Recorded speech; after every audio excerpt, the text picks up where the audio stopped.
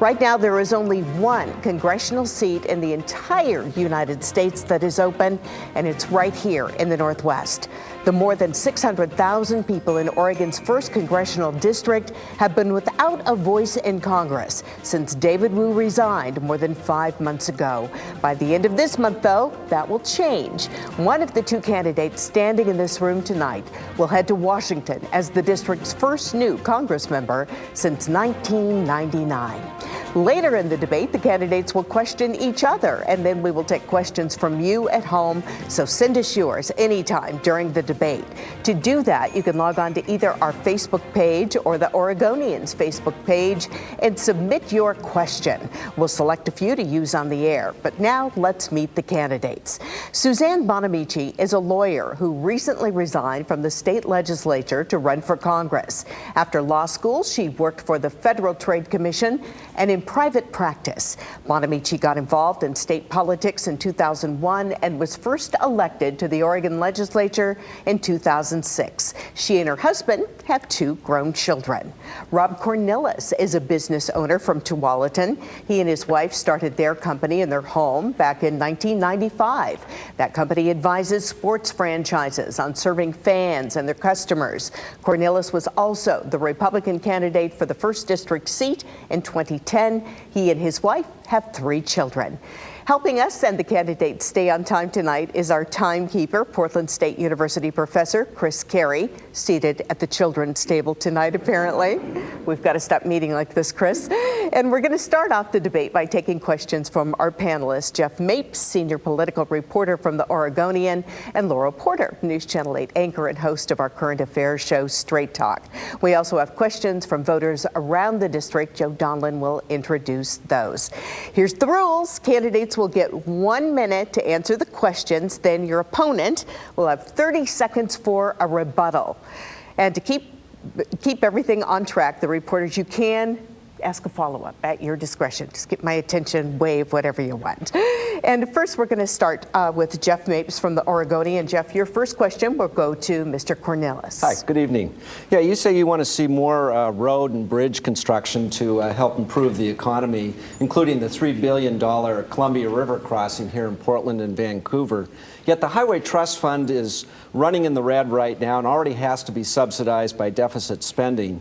Given that, how do you propose to come up with more money to build the CRC and other infrastructure projects that you say are key to reviving the economy? Well, infrastructure buildup is one of those things that there's quite a bit of bipartisan support for in Washington, D.C., and especially here in our congressional delegation. And I'm very eager to be a part of that process and be part of that discussion.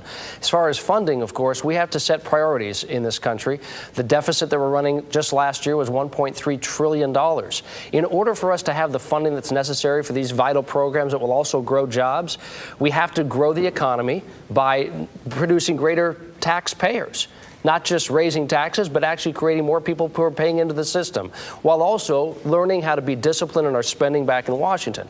And that's not happening right now, Jeff. There are a lot of people who are back in Congress who are, instead of making tough decisions, they continue to delay those tough decisions. They're putting them off for political reasons. So I'm very eager to be a part of the process, and as a small business owner who's accustomed to having to fine-tune everything you do and meet a budget on a daily and monthly and annual basis, I think I have the skill set necessary so that we can have these kinds of advancements for Oregon jobs. Ms. Bonamici, you have 30 seconds for a rebuttal.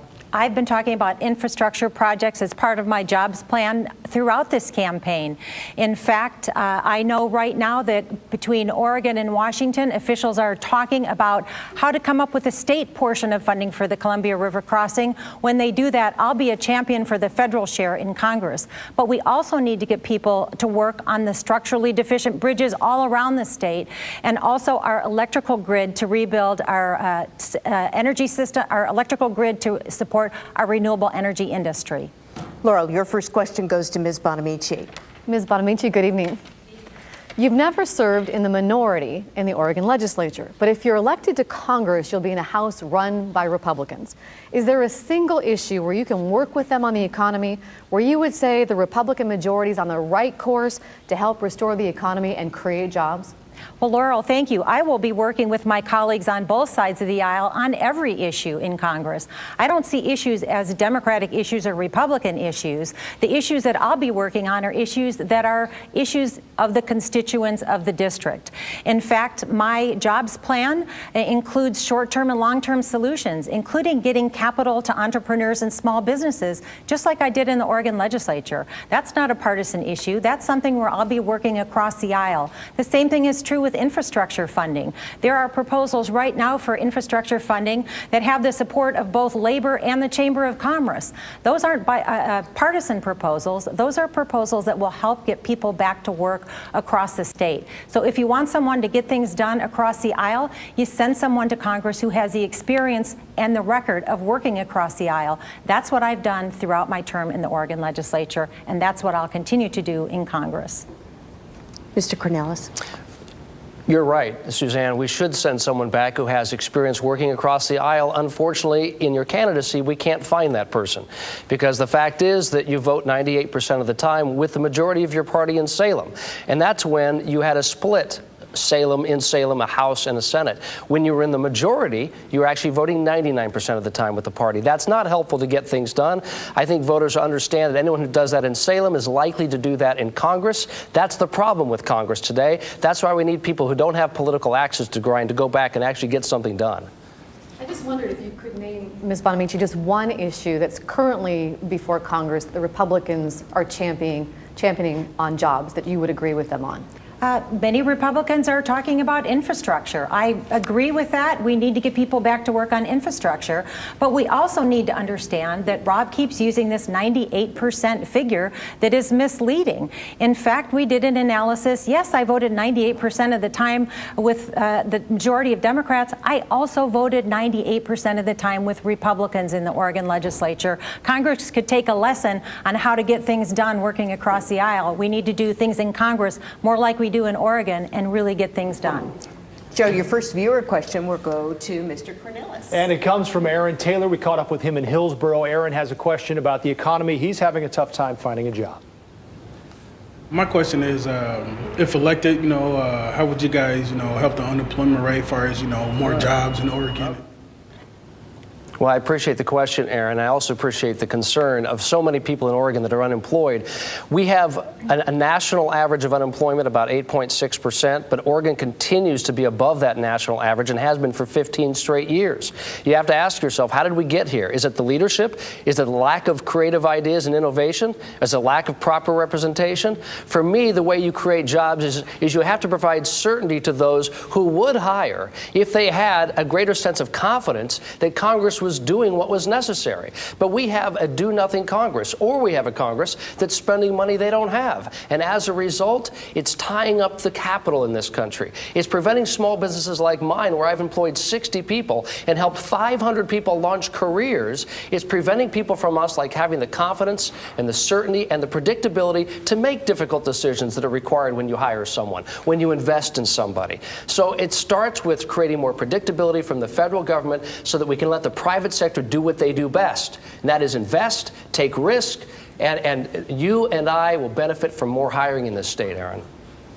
Ms. Bonamici. Thank you, Aaron, for the question. And you're right, people are struggling here in Oregon. That's why my jobs plan has both short-term solutions and long-term solutions. Short-term solutions like helping small businesses and entrepreneurs get access to capital, just like I did in the Oregon legislature, getting people to work on infrastructure projects.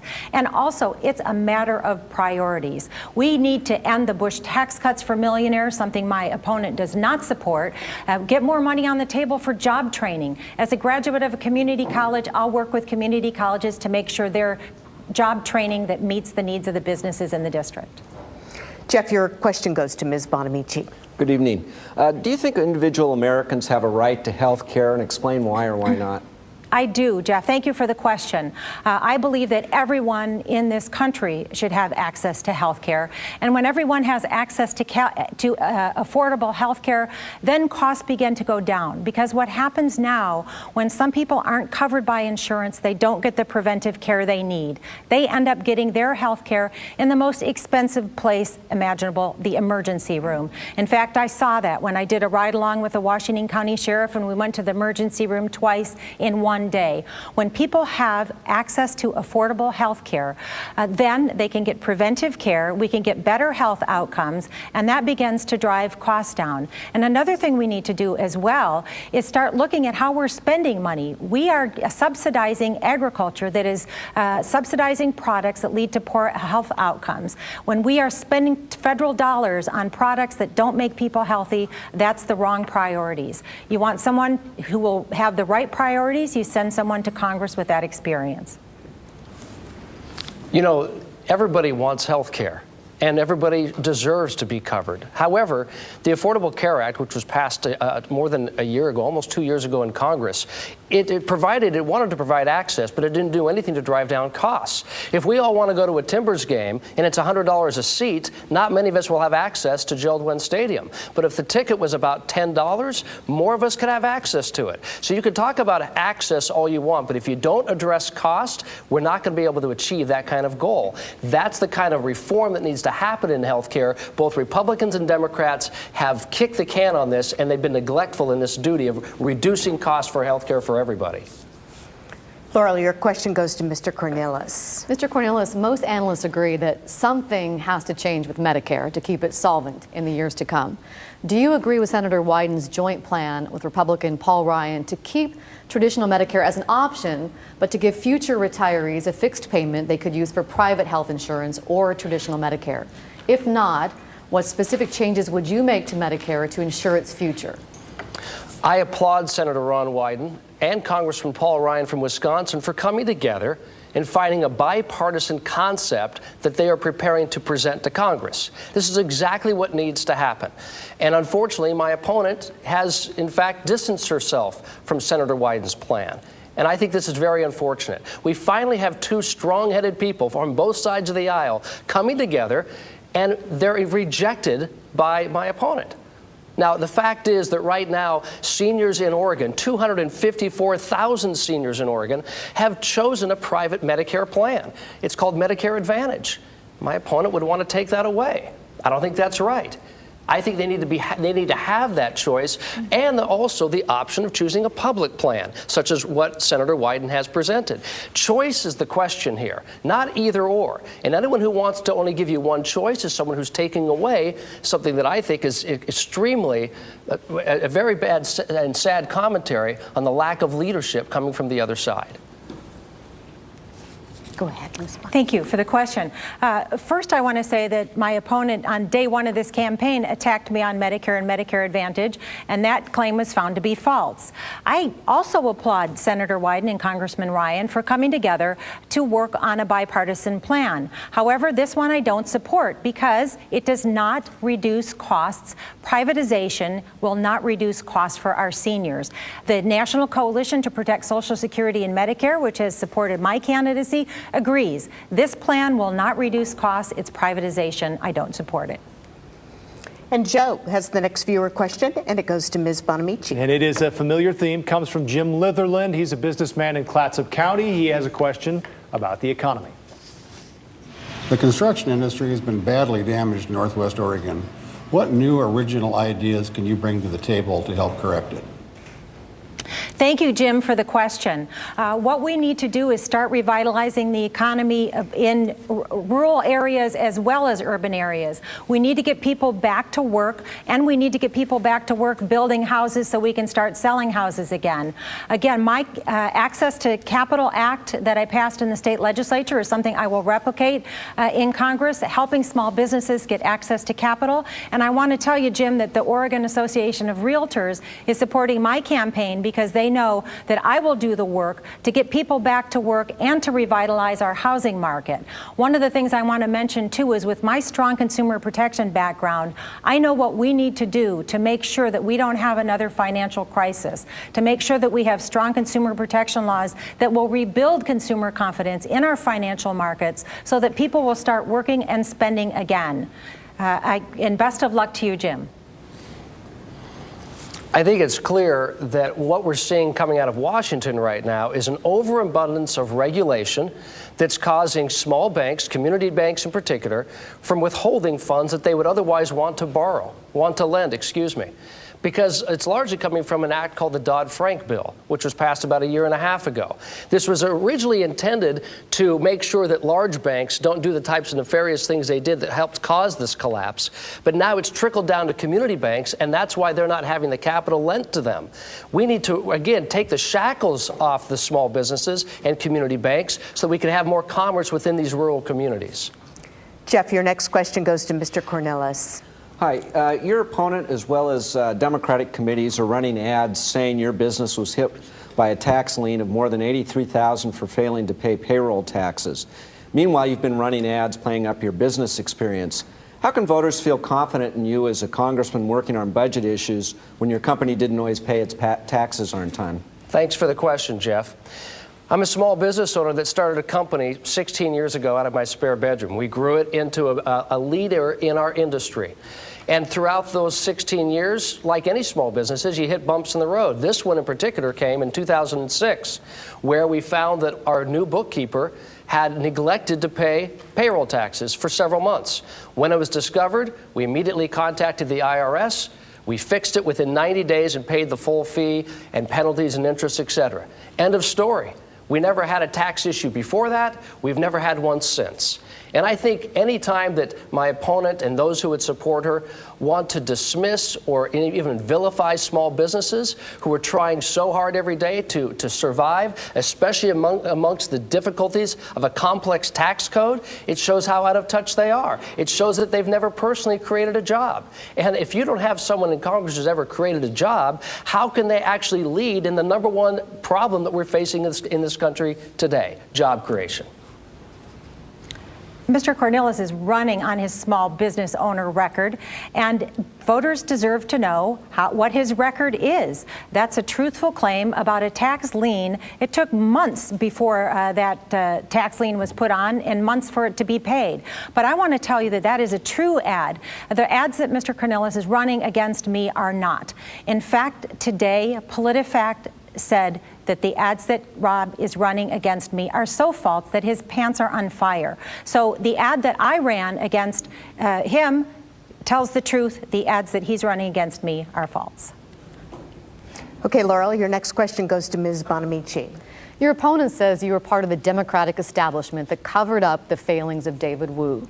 Your husband, who represented the congressman as an attorney in 2004, sought to dissuade the Oregonian from publishing a story reporting that Wu was accused of sexual assault while a student at Stanford University. Did that story raise any alarm bells in your mind about Wu's behavior? And if the answer is no, why not? The story ran before the election, and the voters reelected David Wu. Let me just say this.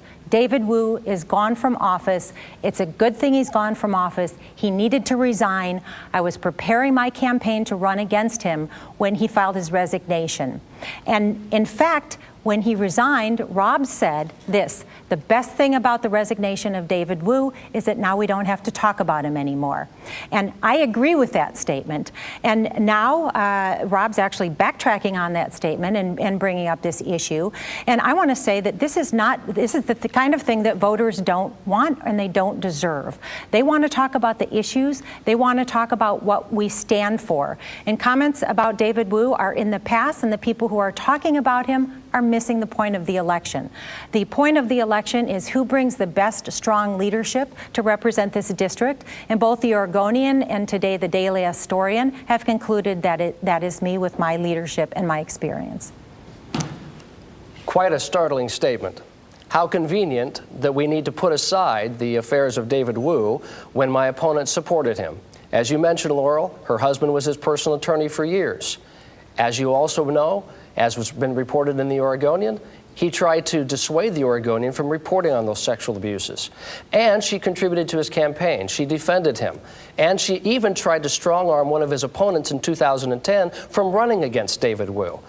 Ladies and gentlemen, this is the height of hypocrisy. I don't want to talk about David Wu. I want to talk about Suzanne's record with David Wu and what it has, how it has adversely affected our district now. Laurel, follow-up for Jeff, anyone? I'm ready to move on. Okay, all right. It was just getting interesting, didn't y'all think? Okay, sorry. Joe, you have another viewer question. This one goes to Mr. Cornilles. And it comes from a student. Brandon Harvey goes to Portland State University. He has a question about a bill in Congress, SOPA, getting a lot of attention in the high-tech field.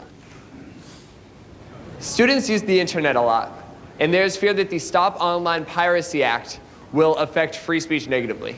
If you could vote on the issue, how would you vote? I think this SOPA Act has good intentions in that we want to make sure that intellectual property is protected in this state and throughout the country. However, I also think right now it has unintended consequences that we need to pull back from. So we can't allow the Department of Justice to just randomly censor certain websites that may be legitimate. So I think the intent is good to protect intellectual property, but I think we need to take a slower approach, and there is a bipartisan effort, again, starting with Senator Ron Wyden here of Oregon, along with Darrell Issa of California, and I would subscribe to their thinking. Let's slow down. We can't we can't do something that has an adverse effect on one part of our economy that's growing, and that's e-commerce. So let's be prudent, let's use moderation in this approach, because it will have long-term effects. And that's the type of caution that I think is necessary when you're talking about such a big issue that affects so many people. Go ahead. I agree with Rob. I'm concerned about SOPA, and I'm concerned about the companion bill, which is called PIPA. I'm concerned about both of those because we need strong access to the internet, especially for creativity, innovation, and rebuilding our economy. I'm looking very carefully at Senator Wyden's bipartisan bill, which has an acronym of OPEN, because we do need to address the serious problem of piracy and online theft, but we need to do it in a way that avoids unintended consequences. Jeff, your question goes to Ms. Bonamici. In about 25 years from now, Social Security revenues are projected to cover only about 3/4 of current benefits. You've talked about making up this shortfall by raising the current $106,800 cap on income subject to Social Security taxes. But studies show that this would at most take care of only about 40% of the shortfall. So what would you do to make up the rest of this deficit?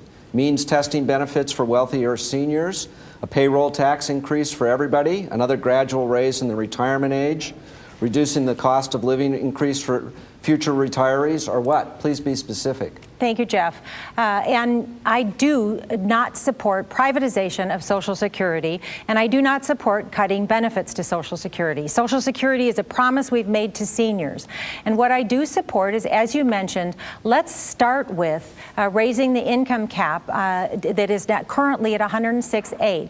There are also proposals that are being discussed to take a break between $106,800 and $250,000 and then tax the income above $250,000 per year. What I do not support is cutting benefits to our seniors or privatizing Social Security. It's a matter of priorities.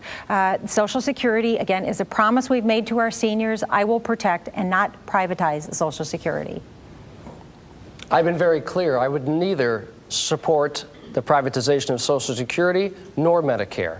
As it relates to this issue, there was a proposal sent forth to the president about 13 months ago called the Bowles-Simpson Report, and as is typical now in Congress among partisans, they put it in a desk drawer. I would support means testing. I would support improving the CPI when we calculate the COLA. I would also support perhaps the option of people taking Social Security earlier, say age 62, and the rest later. These are some practical ideas. We can save Social Security not only for today's seniors, but more importantly, we can make sure that it's there long-term as we've all depended on it.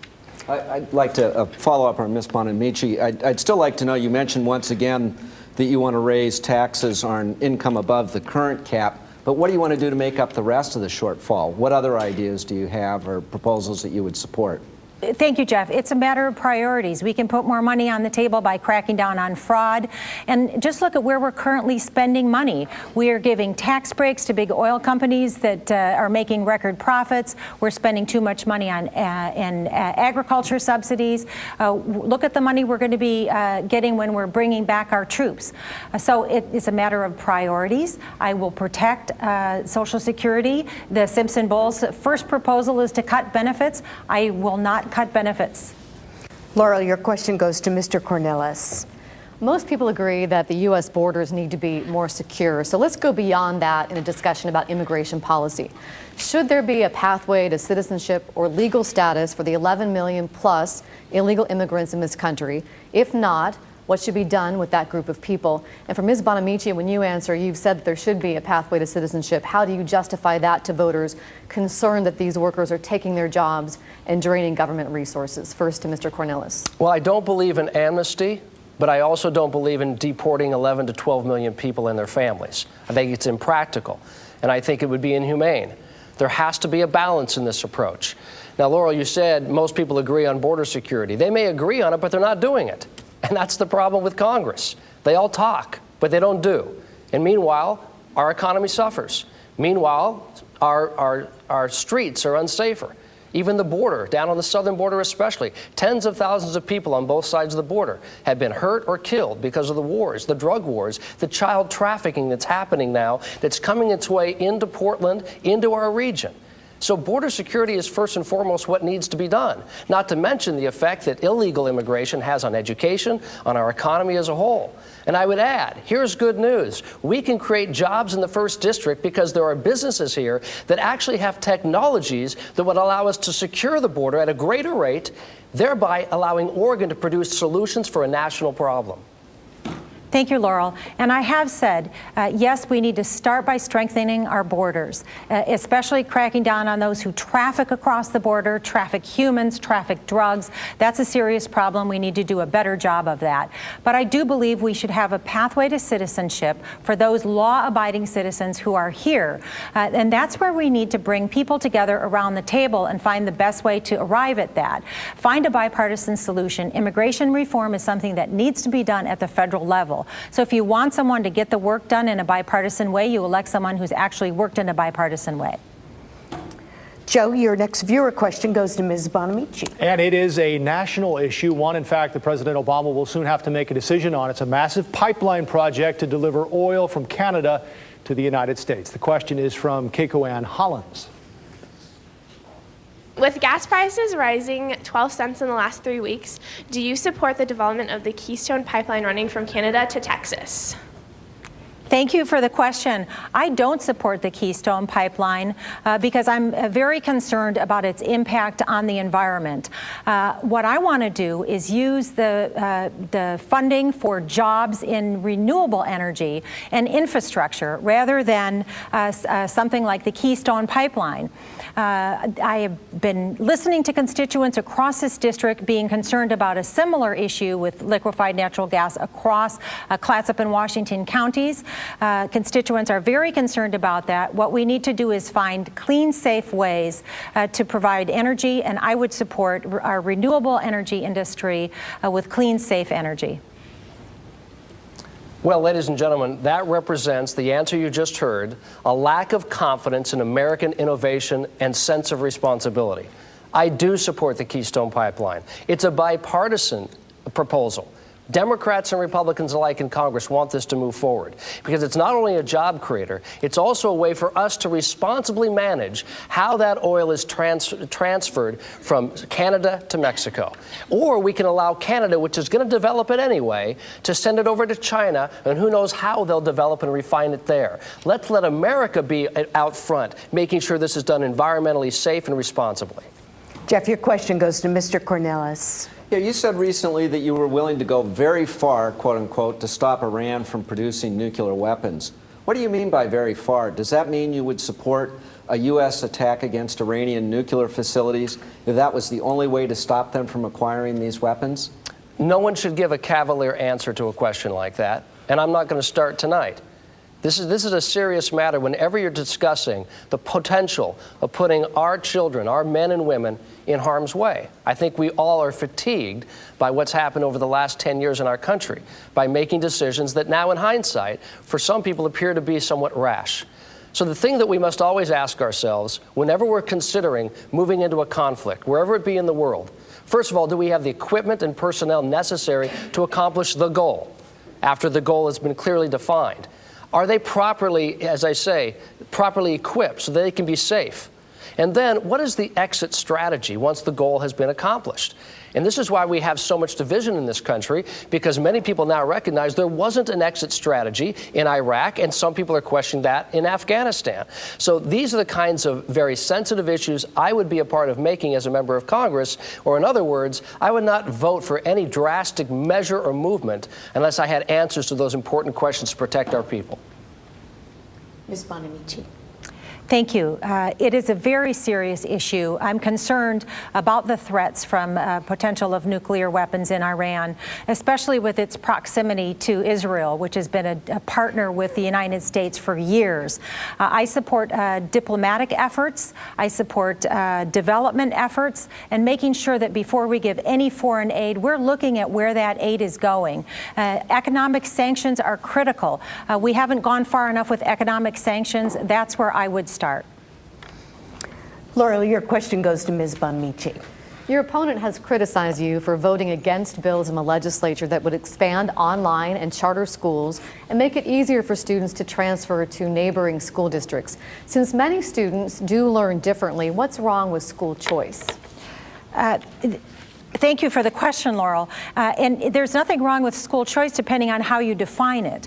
The problem that I saw after sitting through hours and hours of testimony about the proliferation of online charter schools is that they are for-profit companies receiving public money without enough accountability and serving a very small number of percentage of students without that accountability that's needed and without verifiable results. So I supported a bill in the last legislature that would have brought more online learning and more technology to all of our students in our Oregon public schools, rather than just focus on a small percentage that are getting public money through private companies for online learning at home. I believe that we need more choice in public schools within our existing system, and we have districts in the 1st Congressional District that are doing that with magnet schools that are giving students choice.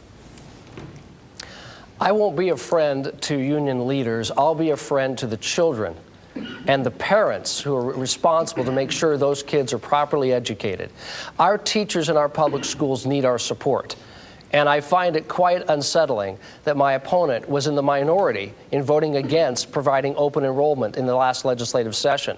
Teachers need our support, parents need our support, but they also need more choice in how their kids are educated. Because it's true, kids learn differently, just like adults do. They also need more technology, not only in the classroom, but in other areas, and we can't provide that if we just continue to allow union leaders to dictate how our kids are educated. Well, thanks to our panelists, we're now going to move on to the next section of our debate. And it's something we really haven't done before. We're going to allow the candidates to question each other. Here's how it's going to work. No arm wrestling, no fist fights, none of the sort. A candidate will get 30 seconds to ask the other candidate a question. Then that candidate has a minute to answer. And then the person who asked the question will have 30 seconds to rebut that. I'll help you along if you didn't take notes on that. Mr. Cornilles, you will ask the first question of your opponent. Thank you. Suzanne, since we all agree that jobs is the #1 priority in Oregon and for Oregonians today, I'd just like to ask if you could tell us how you've gone about hiring people using your own money and what that's taught you about the challenges of job creation in small businesses. Well, Rob, thank you for the question. And when you're talking about using your own money, I want to say I have broad experience in both the public sector and private sector. And when I worked in a law firm, I did hire people to be my staff. But also, I've hired people in the Oregon legislature and managed my budget quite well. And I want to point out that Rob's party has done public records requests and analyzed every aspect of my office budget. I happily turned those over because I managed my office well. My broad experience across the private and public sector shows that I know what it takes to get people back to work. And my Access to Business Capital Act, my short-term and long-term plans to get people back to work when I'm your next member of Congress show that I can create jobs. And I have to tell you that it's the kind of experience that one shows in making policy that creates jobs that's important to Congress. You have 30 seconds for your rebuttal. I think that was a non-answer. And Suzanne, what you're saying is you've never created a job in the private sector out of your own pocket. It's very easy to talk about programs and ideas as long as you're using other people's money. I don't think that's the kind of discipline, the kind of experience and skill set that we need in Congress today. And I think that the voters should take into full consideration, how are we going to grow jobs with someone who's never done it before? This is the issue of the day, ladies and gentlemen. And so I think it's a very telling answer that my opponent just gave. Ms. Bonamici, your question. Thank you. Rob, on January 21st of 2010, the Daily Historian reported that you said you'd cut Social Security and Medicare before the defense budget. And last week, the Yamhill Valley News Register reported that you said that not everyone needs to collect benefits. So specifically, what would you cut from the promise of Social Security and Medicare, and what criteria would you use? Well, the quote that you referenced in the Daily Historian, I've disputed and have for 2 years. That's not what I said from the paper that endorsed you. And as far as not all people need benefits, it's very simple. That's what means testing is. In this particular critical time of Social Security, we have to ask ourselves, do the wealthy really need benefits in all cases? Or could their benefits be deferred? Could they be limited? This is the kind of responsible thinking that goes into governance. And I'm happy to be a part of that discussion. As I've said, I never believe in the privatization of Social Security, nor Medicare. But everyone has to recognize that if we're going to come to bipartisan agreements, there are going to be sacrifices made across the board. I'm happy to be a part of those conversations and be a leader in that and not hide behind political footballs. As Senator Wyden said, you recently used Medicare. You have a rebuttal? Yes, and Rob, you've talked about the hybrid approach, you've talked about the Wyden approach, you've talked about Bowles-Simpson. Those involve privatization or cuts to benefits. I believe that Social Security is a promise we've made to our seniors. I will work to protect, not privatize Social Security and Medicare. Mr. Cornilles, you have the question. Thank you. In 2009, Suzanne, you voted to make it harder for victims of child sex abuse to bring their abusers to justice. Now that you've had time to think about that vote and the consequences of it, and in light of what's happened at Penn State University recently, do you wish that you could vote differently to protect victims of these heinous crimes? No, I don't. I do not regret that vote, and it's for good reasons. And that's because, first of all, the suggestion that I would be soft on someone who committed that horrific crime as a mother and community member is offensive, frankly. I've passed many bills that crack down on crime. That's why so many district attorneys have supported me. But that bill didn't deal with someone could be prosecuted. It extended an already very long statute of limitations to bring a civil case. If you extend a statute of limitations that long, you take away an incentive for the victim to come forward, and the perpetrator is out there even longer, victimizing more children or victims. So my vote was based on sound policy to give someone an incentive to come forward so that it prevents further crimes. I do not regret that vote. It was the best policy to keep our communities safe. Unfortunately, there's a pattern here. In 2009, that same year, you voted for early release for those who are found guilty of attempted murder, child molestation, and sexual assault. And in another bill that same year, you were the only vote in the entire state Senate against keeping repeat drunk drivers off the road. Ms. Bonamici, you have the next question. Yes. Thank you. Rob, hundreds of leading scientists from around the globe, many of whom are Nobel laureates, say that humans affect climate change, and we should take serious and bold action to reverse its effects. But you say there's no science that suggests that man advances climate change. So how can you be cavalier about this very serious issue of climate change when so many Oregon families rely on a healthy environment for their livelihoods, like fishing, forestry, and rivers? And if you don't rely on science, on what do you rely? Is it an ideological position? Go ahead. Yes, sorry. I think that this is another issue that some people like to politicize. Science is always changing. I believe the climate is changing as well. How it's changing, I'm not going to stand here and say I know. I'm running for Congress, not scientist. And I also think, as you look at science, the fact of the matter is, 2 weeks ago I read that cheese is now good for me. Who would have thunk it? These are serious issues that I don't want to politicize. I'm not going to stand here and suggest that all scientists are in agreement, because they're not. It's not up to the majority. What we need to do, though, is focus on what we do agree on as Oregonians, and that is we need to preserve our environment. We need to conserve to a greater length. And as one who spent a lot of nights camping with my boys in the Oregon wilderness, I've spent a lot of nights in sleeping bags. I've never slept in a sleeping bag, but I've spent a lot of nights in those, and I can tell you that I teach my kids to be conservationists, to take care of these beautiful natural resources we've been blessed with in Oregon, and as a member of Congress, I will always remember that stewardship for this part of the world. Rob, it's not what you do in the environment, it's what you do about it. Climate change is serious. Humans do contribute to climate change. It requires a serious approach that I will bring to Congress. Mr. Cornilles, you have the next question. Thank you. Well, as was mentioned earlier, for years, the political establishment here in Oregon covered up for David Wu. Suzanne and her husband, a power couple, as was written by the Oregonian, were right in the middle of this. In fact, her husband was David Wu's attorney, and he fought the Oregonian against writing anything about the sexual assault case at Stanford. Suzanne calls Wu a family friend. She campaigned for him, she donated for him, and she even helped to try to strong-arm one of his opponents from running against him in 2010. In light of all this, Suzanne, now that you wanted to move into David Wu's seat, don't you think you owe the voters a full explanation? First, Rob, several of the things that you said were false. And Rob, this is the kind of thing that people don't like about politics. As I said, David Wu is gone. He's resigned from office. I'm glad he resigned. I was preparing my campaign to run against him when he resigned. And that's when you said the best thing about David Wu is that we don't have to talk about him anymore. Now that you're behind in the polls, you're slinging mud at me about this issue, making false accusations.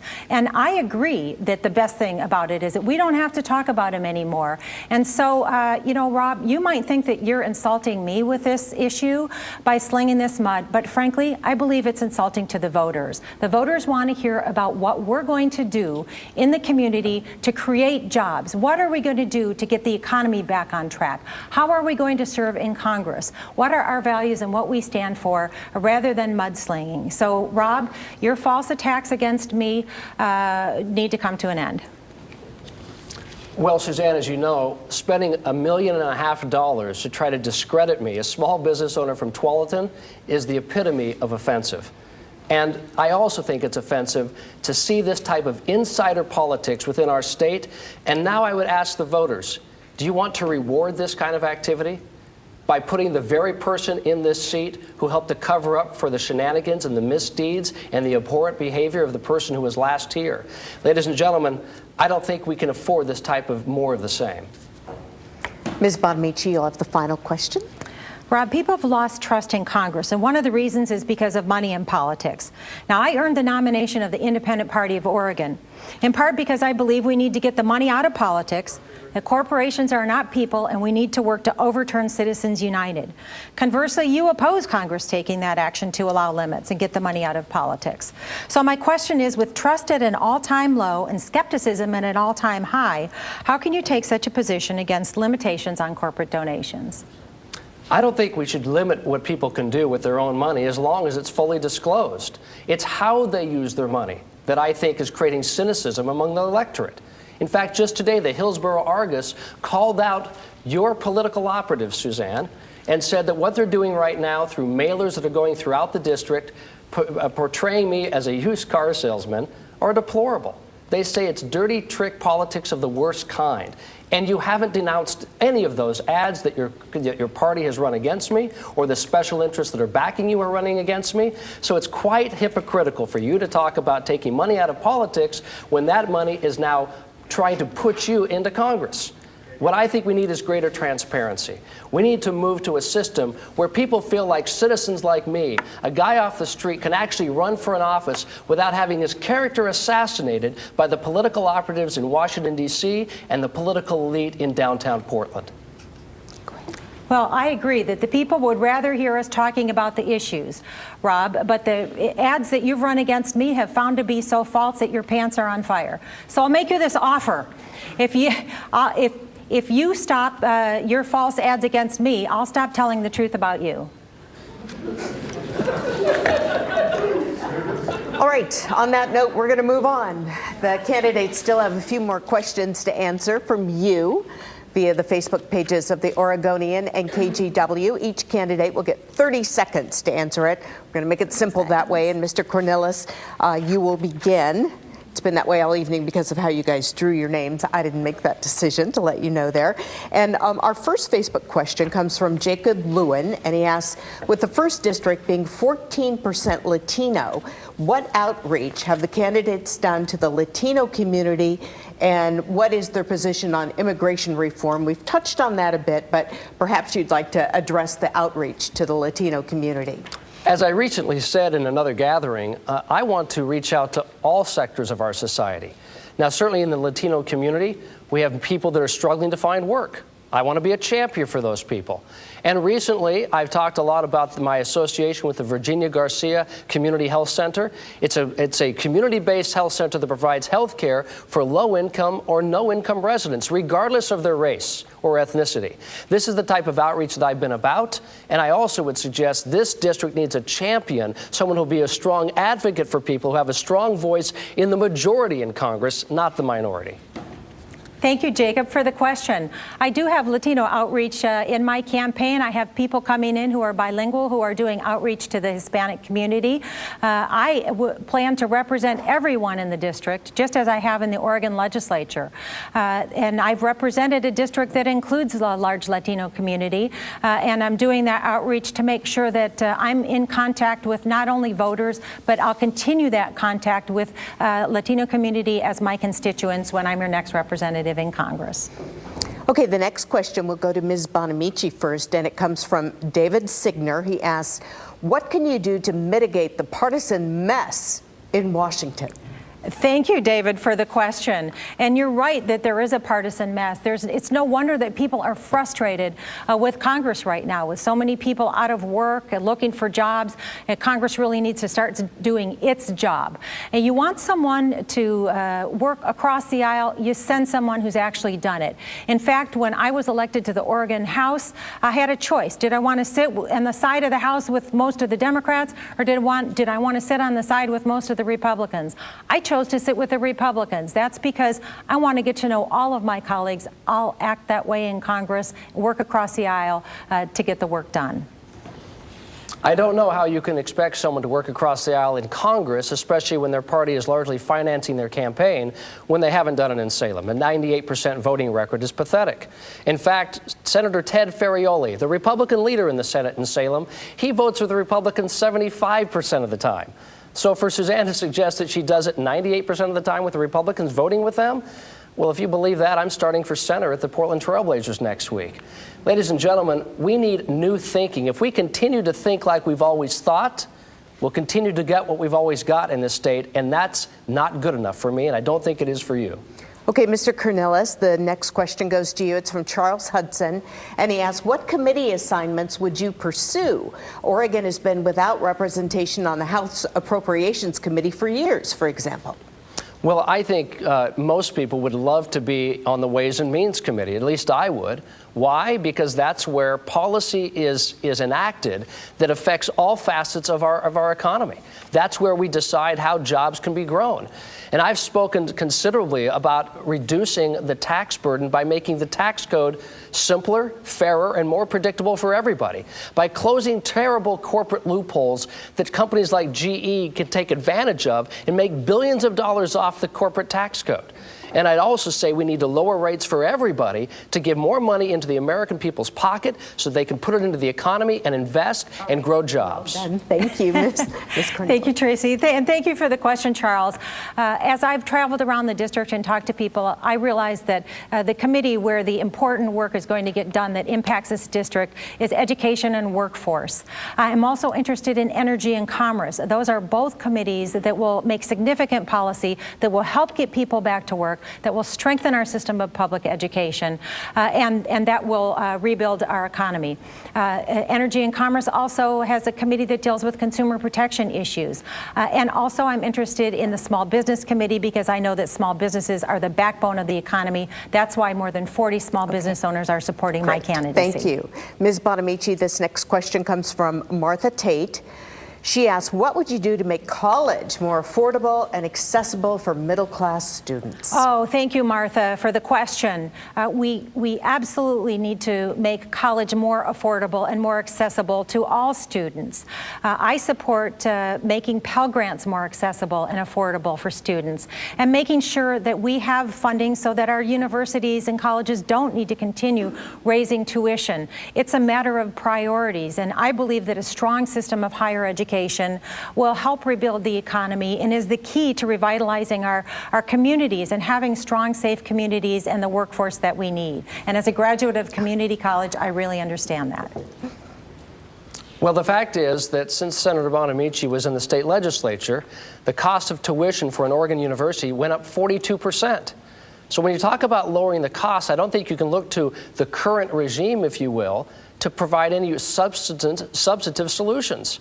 You should know that in my business, I have trained thousands of people, 1,000 right here in Oregon, for better job growth, trained them in career building, and trained them in skill sets that make them more marketable in the workforce. This is an area I'm passionate about because I've seen jobs through our own work in our business.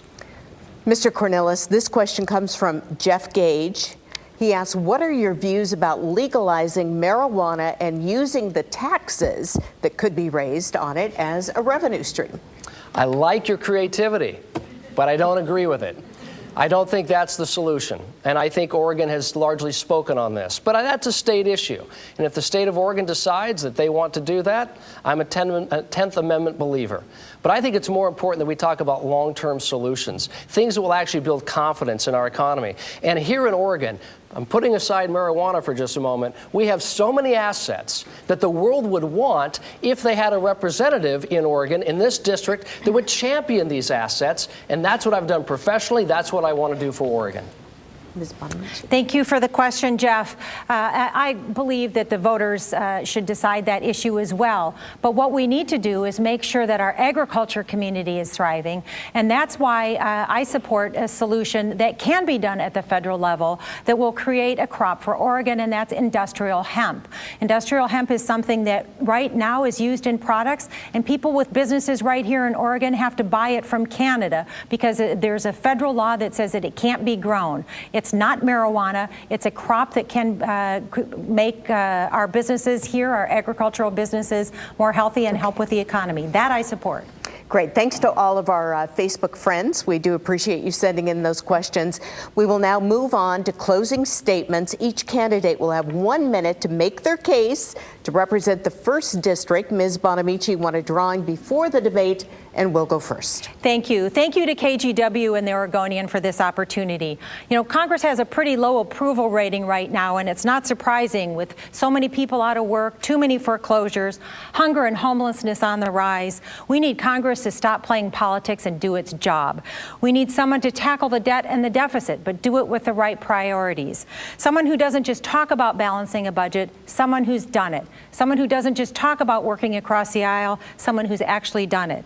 And someone who can be trusted, not someone who changes positions based on political wind. The Oregonian wrote that Congress is not an entry-level position. I agree with that, and I'm proud to have earned their endorsement. My record in the Oregon legislature isn't long, but it's strong. I've shown leadership, tackled complex issues, and been recognized for my integrity. My short-term and long-term job plans will help revitalize the economy economy with access to capital for small businesses, which is why so many small business owners are supporting my campaign. I'll protect a woman's right to choose, and I won't privatize Social Security and Medicare. I'm Suzanne Bonamici, and I respectfully ask for your vote. The voters need to know that before I began my own business 16 years ago, I used to promote the Los Angeles Clippers basketball team, the worst team in sports. I tell you, if I was successful doing that, I can't wait to see what I could do with Northwest Oregon if given the opportunity. We have so much to be thankful for and grateful for what we have in this state.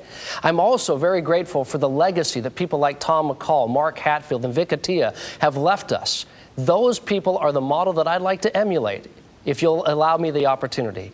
And ladies and gentlemen, I'd like to ask you a very simple question.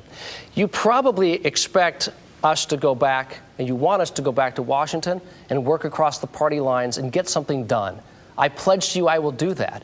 I've demonstrated that throughout this campaign and in my professional life. Now I'll ask you, will you do the same? Will you show bipartisanship as you consider your vote? Because if we don't do that here in Oregon, how can we expect it to happen in Washington, D.C.? I hope to have your trust in your vote so that we can go a new direction and not have more of the same. I sincerely ask for your consideration. I'm Rob Cornilles. Thank you. That's all the time we have for tonight's debate. That hour goes so quickly, doesn't it? It does, indeed. Well, it does for me. Probably not when you're doing the answering, but thank you to our audience and to our panelists and, of course, the candidates who've joined us here tonight. And I must say, I love your color scheme. You both look very congressional, but